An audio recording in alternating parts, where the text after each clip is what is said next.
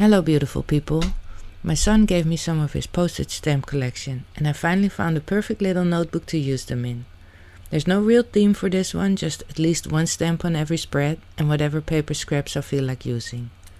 If you're gluing along or just watching, I hope it gives you a few ideas for your own glue book. This is the box of stamps I'm working with, and stamps make such great glue booking supplies. Not just for small glue books, I like to use stamps in all of my books. So I prepped this book already. Most backgrounds are glued in and I've picked out some images to use for each spread. This is the opening page. This is me. And I got some small images. Hello. It's a nice hand lettered hello for the opening. And then I got these. I got some circles. Well, I don't know why, but I think they fit the page. And then some old ink stamps. Like not postage stamps, but stamps. So let's see where we can put everything. Maybe there. Okay, let's move this there. Maybe there. I'm not sure. Okay, let's put my face there next to the hello. I think that's a good spot for it. So what is missing? Of course, some stamps. So let's find some stamps. Like I said, stamps are really cool glue booking supply because there's so many. Look at these pretty flowers. And stamps, there's so many different subjects and colors and styles. You know, you can find them from all these different countries. So if you have a favorite country and you have the stamps of that country, that's very special on your spreads. And there's like, look, very old ones and there's more modern ones. And one or two stamps can really bring a spread together or tell a story or add to the story. Yeah, I really like using them. Glue booking is really a way to unwind, and basically if you don't know, it's a collage album made from magazine clippings, vintage papers, or like here postage stamps. And I've been making glue books for decades since I was a young girl, and now I record these sessions to share with you here on YouTube. Look at this. These are pretty. I'm not sure if it's for this spread, but let's put them to the side. Okay, let's see. I think maybe this one will... Yeah. Oh, look at this. So cute. Yeah, let's put a few to the side. I think maybe this one would fit the first spread really well, color-wise. But I would like to have at least one more with like a pop of color.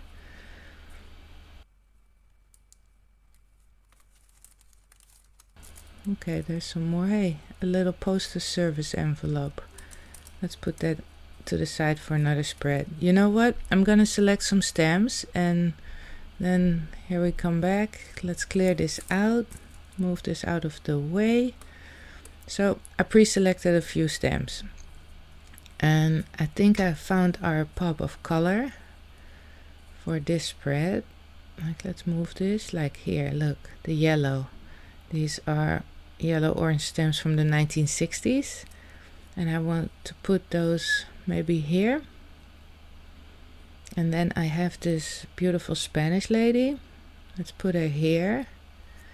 It's a little busy, this spread, I see that. And I'm trying to bring it all together. It's a little chaotic and maybe that's just what this book is going to be. Or maybe it's just this spread, but you know, let's do this.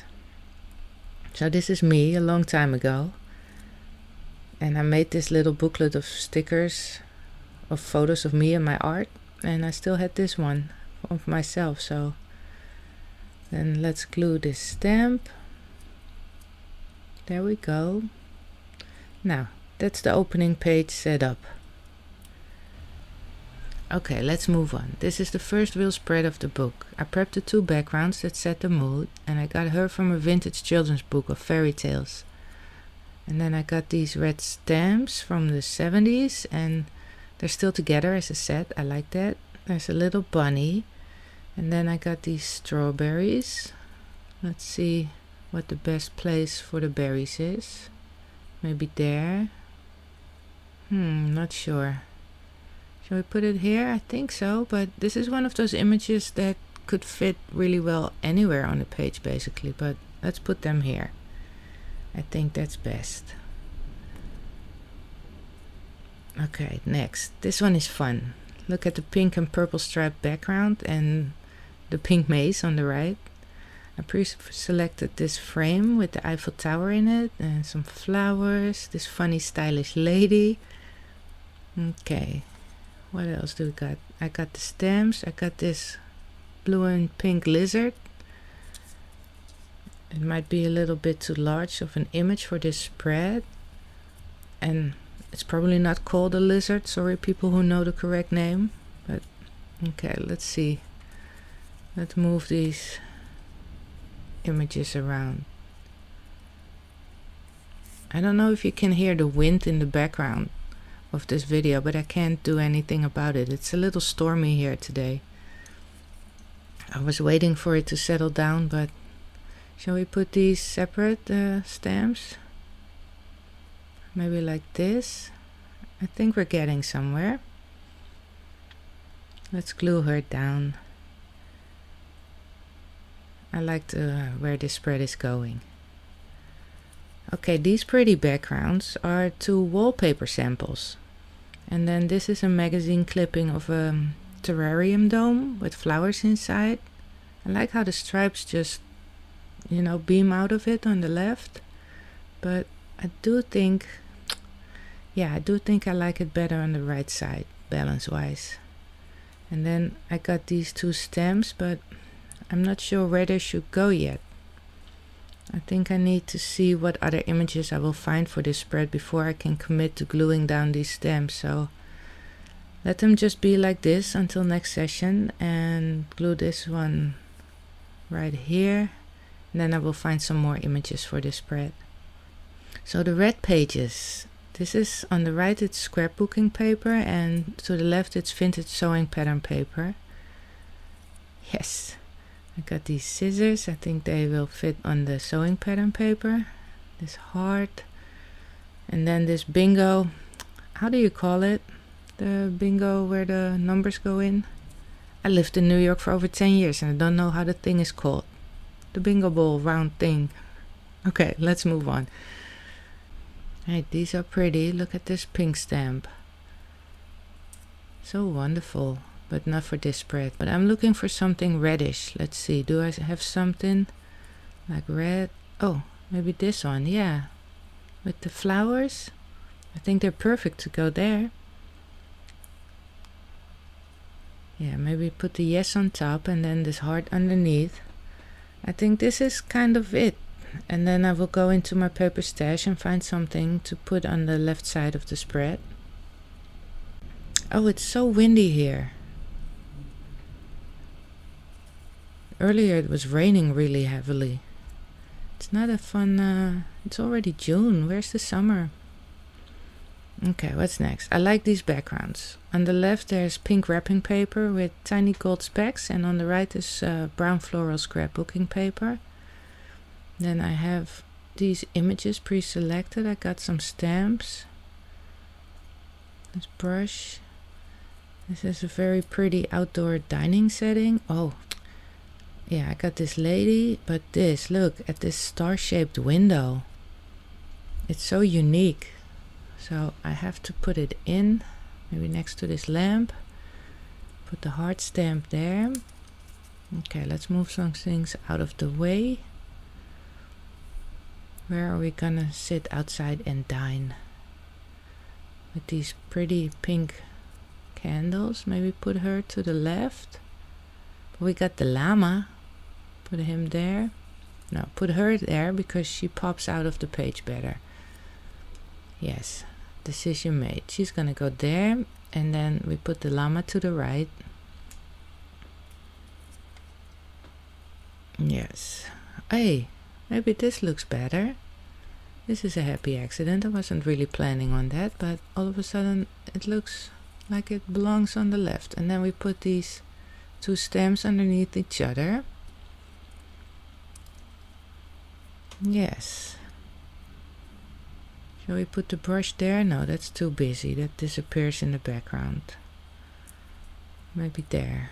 Maybe not today. The mushroom, I'm not sure if it should go on this page, but let's just glue some things down.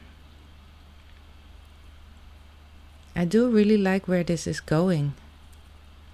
Would this be your favorite? Let me know which one you like best that I'm working on. And subscribe if you haven't already. I want to see you again. Oh, look at this.